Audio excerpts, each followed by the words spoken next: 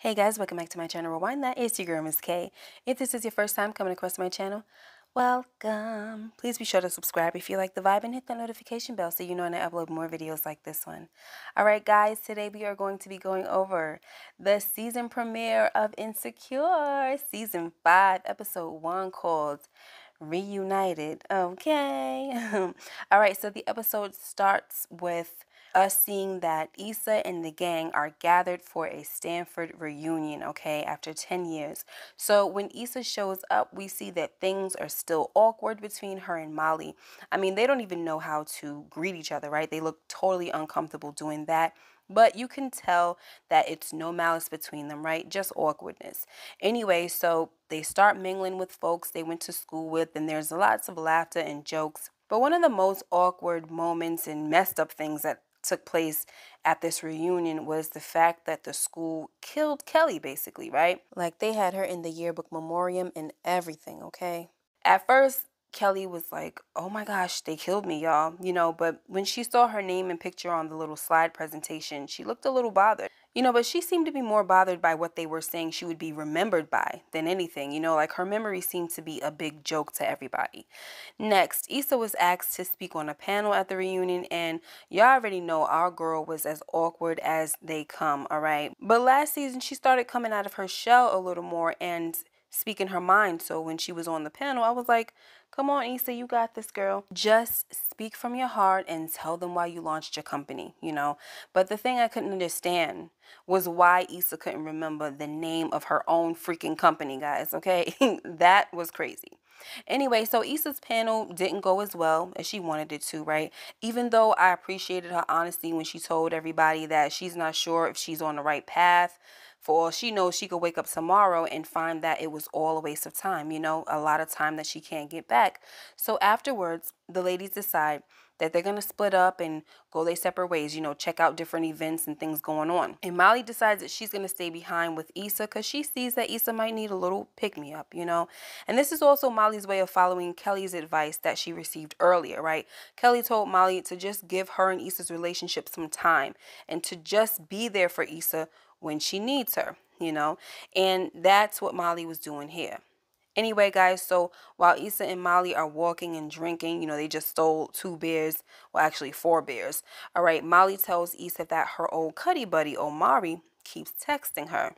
Molly was like, he just got divorced. What does he even want, And you could tell that Issa wanted to chime in, but at this point, she doesn't know what to say, right?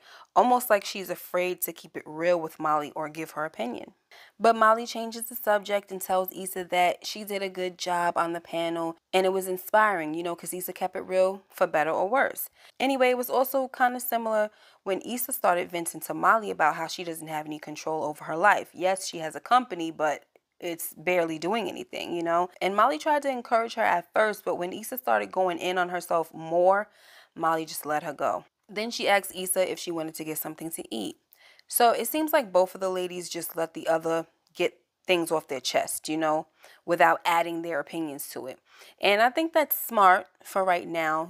They just got to ease their way into it. Sometimes you just want somebody to listen to you, but in this situation, it's more of just giving it time, like Kelly said. Okay, next. The ladies are on their way to Reggae Gold because this is where Cheyenne said she wanted to go, okay? And Cheyenne is another classmate of theirs that went to Stanford. This actress also plays Priscilla on The Oval. And I actually enjoyed her character in this episode, all right? She was very crazy and funny. Anyway, so they're on their way to Reggae Gold. And Cheyenne tells them that they should stop at the liquor store because Reggae Gold, their liquor be watered down. So they stop at the liquor store, and as they come out, a man comes out of nowhere and tells them to give me what's in the bag and, take off your watch, give me this, give me that, right? And of course he has a gun. So long story short, the ladies are panicking and it was a setup, guys, by Cheyenne. And they took the liquor and Molly's shoes, okay? So Issa and Molly get back into the car and they tell Tiffany and Kelly that they got set up and robbed by Cheyenne, okay? And of course Kelly and Tiff, they couldn't believe it, but Issa and Molly were just like looking like they ain't playing, okay? So, but you know, Issa and Molly, they started cracking up because it was just one of those situations that it's actually funny after the fact, right? After all the freaking terror. Next, Kelly, Issa, Derek, Tiff, and Molly, they sit at a diner, and Issa, Derek, Tiff, and Molly share some sweet words about Kelly.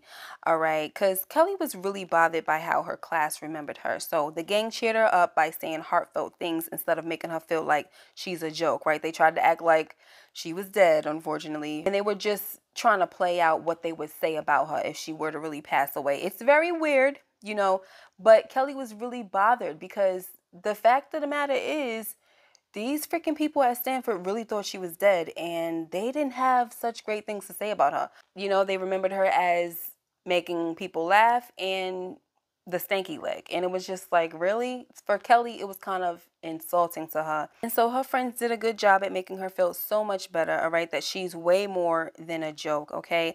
Next, Molly asks Issa her opinion on Omari. So Issa tells Molly that she was never pressed about Omari. You know, he was more on her, you know, so she shouldn't be pressed now. And Issa also tells Molly that this is what she liked about her. She was always someone that knew she would be great. And Molly's like, you know, that was back when I had a lot of time and now I don't. And Issa was like, no, maybe you still do. You know, what I want to do now is just move forward. And Molly says, yeah, me too. So they both realize that this is a time in their life when they just want to move forward, you know, and make the best of things from here on out. So hopefully this means that they're going to get their relationship back on track and all will be well between them, right? Next, Lauren picks Issa up from the airport and they kiss, right? So it looks like things are still good between them, even though Issa already let us know in the beginning of the episode that things were complicated. Anyway, on the ride home, things are a bit weird and Lawrence tries to make small talk and even see if they could get something to eat at a Thai place, right? But Issa tells him that the place is closed. So when Lawrence drops Issa off, he asks if he should join her upstairs. But Issa tells him that she's had a lot of time to think and yeah. So Lawrence got the point. You know, Issa had tears in her eyes. He had tears in his almost. And it's just looking like she's saying, I can't do this. You know, I'm really trying here, but I just can't do this. You know, the fact that Lawrence has this baby on the way is too much for Issa. All right. And guys, that is how the episode ended. And this was a cool premiere. You know, it was funny and it had its moments and everything like that. You know, I was just waiting like, listen, I want them to get straight into the drama between Lawrence and Issa. But listen, they're easing us into it, and that's okay. You know, there's a lot more going on in Issa's life besides Lawrence. You know, she still got to mend her relationship with Molly. And so I'm here for the process, guys. But one thing that I am scared of is that Issa and Lawrence will not end up together. I am very afraid of that. I am Team Lawrence and Issa, and I know some of y'all are too, and some of y'all are not. But I am Team Lawrence and Issa. I do think that there's going to be some other love interests probably introduced in this season. But please let them end up together. Let Lawrence and Issa end up together. That's all I got to say on that, guys. Anyway, let me know what y'all thought about this episode, okay? Make sure you like, comment, and subscribe if you haven't already. And hit that notification bell so you know when I upload more videos like this one. Until next time, you guys take care and be blessed. And I'll see you in the next video. Bye-bye.